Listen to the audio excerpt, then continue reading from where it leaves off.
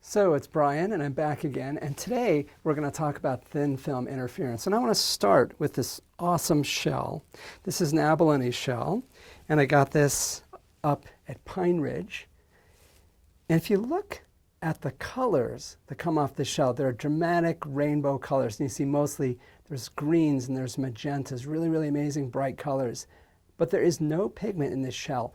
All the materials that make up those colors are in fact transparent, which is kind of crazy. But the materials that are transparent are laid down in layers. And so this is that makes what's called a thin film interference. There's a thin layer of clear materials, and I get reflections from both sides of it. And when I get the reflections from both sides, I can get constructive and destructive interference, and I can get those amazing colors that you see.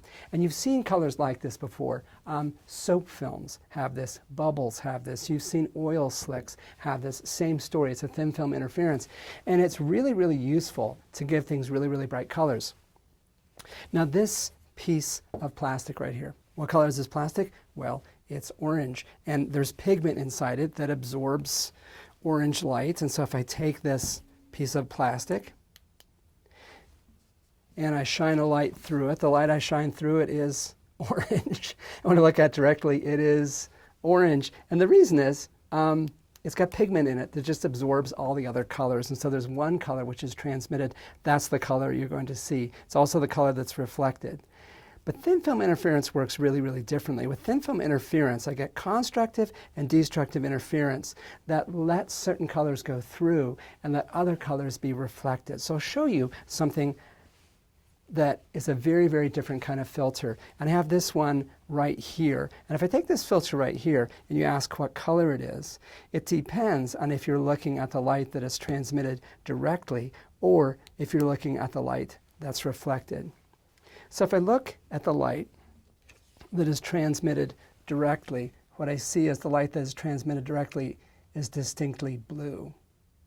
Okay, and this is the light that is coming through. I put the filter here, and I just project that light on a piece of paper. It's distinctly blue. But on the other hand, if I take that piece of paper and I put it back here and I look at the light that's reflected off the filter, the light that's reflected off the filter is yellow. And so there's constructive interference for the blue light that goes through and constructive interference for the yellow light that's reflected. And so I've got enhanced transmission of this wavelength and enhanced reflection of this wavelength.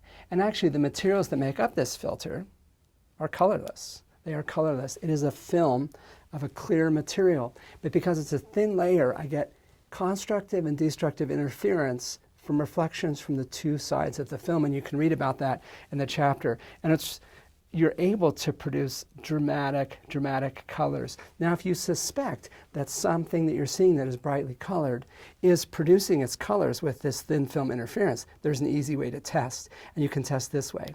If I take this light and I shine it through this filter, and I look at the image I get on a piece of paper, I get a distinctly green image. But if I take that filter and I turn it to the side, now it's distinctly blue. It's back to green. And if I tip it at an angle, I can make it be kind of a blue-green. And if I keep tipping it, I get it into the purple. So the color that you see depends upon the angle. The same thing is true with the light that's reflected. If I look at the light that's reflected, depending on the angle I reflect it at, I'm going to get different colors. And that's the hallmark of colors that are produced by this thin film interference. Now they're very, very popular in nature. And it's this angle changing thing which is perhaps responsible for it. Because if you're an animal and you've got colors produced by this, depending upon the angle that the light hits you at, you appear very, very different colors. And so you get these dramatic flashes of colors at certain times that you see on hummingbirds, for instance. And it's because it's produced by this thin film interference. It's remarkably important in nature. It's very, very cool to demonstrate. It's one of the topics we're going to look at in Chapter 17.